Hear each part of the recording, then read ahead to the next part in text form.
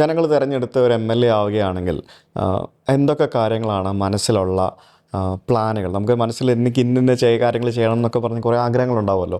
എന്തൊക്കെയാണ് നമുക്ക് മനസ്സിലുള്ള ആഗ്രഹങ്ങൾ, താങ്കളുടെ മനസ്സിലുള്ള ആഗ്രഹങ്ങൾ? നമ്മുടെ പാർട്ടിക്ക് തന്നെ ഒരു മാനിഫെസ്റ്റോ ഉണ്ട്. നമ്മൾ ഇലക്ഷൻ ജയിച്ചു വന്നു കഴിഞ്ഞാൽ എന്തൊക്കെയാണ് കേരളത്തിന് വേണ്ടി ചെയ്യാൻ സാധിക്കുന്നത്, എന്തൊക്കെയാണ് രാജ്യത്തിൻ്റെ നന്മയ്ക്ക് വേണ്ടി ചെയ്യാൻ സാധിക്കുന്നുള്ളൊരു മാനിഫെസ്റ്റോ ഉണ്ട്, ഒരു പ്രകടന പത്രികയുണ്ട്. ആ പ്രകടന പത്രിക നമ്മൾ വളരെ കെയർഫുള്ളാണ്. ഞാൻ മാനിഫെസ്റ്റോ കമ്മിറ്റിയിലെ അംഗമാണ്. എന്തുമാത്രം ബുദ്ധിമുട്ടിയും കെയർ എടുത്തിട്ടുമാണ് അത് പ്രിപ്പയർ ചെയ്യുന്നത്. ഇറക്കിയിട്ടില്ല, വെളിയിൽ ഇറക്കിയിട്ടില്ല, അത് 2 ദിവസത്തിനകം പുറത്തറിയും. പക്ഷേ എന്നാലും അത് ഓരോ ഡെവലപ്മെൻറ്റും വികസിത കേരളം എന്ന് പറയുന്നത്, നമുക്ക് വേണം വികസിത കേരളം, നമുക്ക് വേണം വിശ്വാസ സംരക്ഷണം, നമുക്ക് വേണം സുരക്ഷിത കേരളം. ഈ 3 അജണ്ടയും വെച്ചുകൊണ്ടാണ് നമ്മൾ ഈ മാനിഫെസ്റ്റോ പ്രിപ്പയർ ചെയ്തിരിക്കുന്നത്. അത് എല്ലാ തലത്തിലുമുള്ള ആൾക്കാർക്ക് വികസനമാണ്. അപ്പോൾ ആസ് എൻ MLA, ഒരു പാർട്ടിയുടെ MLA എന്നുള്ള നിലയിൽ ഈ പാർട്ടിയുടെ പൊതുവായിട്ടുള്ള മാനദണ്ഡങ്ങൾ, മാനിഫെസ്റ്റോ ഏറ്റവും നല്ല രീതിയിൽ നടപ്പിലാക്കുക എന്നുള്ളതാണ് എൻ്റെ പ്രധാനമായിട്ടുള്ള കടമ. രണ്ടാമത്തെ കടമ, as A police officer, retired police officer എന്നുള്ള നിലയിലും, ഞാനൊരു പോലീസ് ഓഫീസറായിട്ട് ജോലി ചെയ്തതുകൊണ്ടും എനിക്ക് ഈ സ്ത്രീകളോടും കുട്ടികളോടും കുറച്ച് കൂടുതൽ ഒരു കരുതലുണ്ട്. അപ്പോൾ അതുകൊണ്ട് എനിക്ക് സ്ത്രീകളെയും കുട്ടികളെയും കുറച്ചും കൂടെ നല്ല രീതിയിലുള്ള ഉന്നമനവും ശക്തരുമാക്കാനായിട്ട് ആഗ്രഹമുണ്ട്. ഒരു സ്ത്രീ സുരക്ഷ എന്തെങ്കിലും ഒരു പ്രക്രിയ കുറച്ചുകൂടെ നല്ലതായിട്ട് വട്ടിയൂർക്കാവിൽ നിന്ന് ശ്രമിച്ചു നോക്കി അതിനെ സക്സസ്ഫുൾ ആക്കാൻ പറ്റുമോ? ഒരു സ്ത്രീകളുടെ ഒരു ട്രെയിനിങ് ഹബ്ബോ അല്ലെങ്കിൽ ഒരു സ്കില്ലിംഗ് ഹബ്ബോ, അല്ലെങ്കിൽ യുവാക്കൾക്ക്, എല്ലാ യുവാക്കളും വിദേശത്ത് പോയി ജോലി തേടാതെ ഇവിടെ തന്നെ ജോലി കിട്ടുന്ന രീതിയിലുള്ള ഒരു IT ഇൻഫ്രാസ്ട്രക്ചറൽ ഡെവലപ്മെൻറ്റ് എന്നൊക്കെ പറഞ്ഞ് അങ്ങനെ എന്തെങ്കിലും ട്രെയിനിങ് കൊടുക്കാൻ സാധിക്കുമോ? കേന്ദ്രത്തിൽ നിന്നുള്ള കിട്ടുന്ന ഒരുപാട് ഫണ്ടുണ്ട്, കേരളത്തിലെ വിവിധ പദ്ധതികളുണ്ടല്ലോ. അപ്പോൾ അതെല്ലാം എങ്ങനെ കാര്യക്ഷമമായിട്ട് ഇവിടെ കൊണ്ടുവരാൻ സാധിക്കും, ഇതൊക്കെയായിരിക്കും മുൻഗണന കൊടുക്കുക. ഓക്കെ.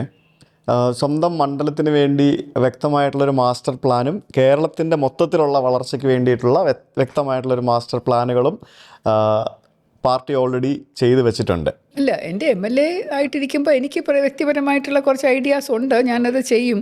വട്ടിയൂർക്കാവ് പ്രത്യേകിച്ചും ഇങ്ങനെ പൊട്ടിപ്പൊളിഞ്ഞ് കിടക്കുന്ന ഒരവസ്ഥയാണ്. ഇപ്പോൾ വട്ടിയൂർക്കാവിൻ്റെ ജംഗ്ഷനിൽ പോയി കഴിഞ്ഞാൽ ജംഗ്ഷൻ വികസനം എന്ന് പറഞ്ഞ് പൊട്ടിപ്പൊളിഞ്ഞ് കിടക്കുന്നു. പേരൂർക്കട ഓവർ ബ്രിഡ്ജ് എന്ന് പറഞ്ഞാൽ അത് നടത്തിയിട്ടില്ല, അതിപ്പോഴും നടക്കാത്ത സ്വപ്നമായിട്ട് 12 വർഷമായിട്ട് തുടരുന്നു.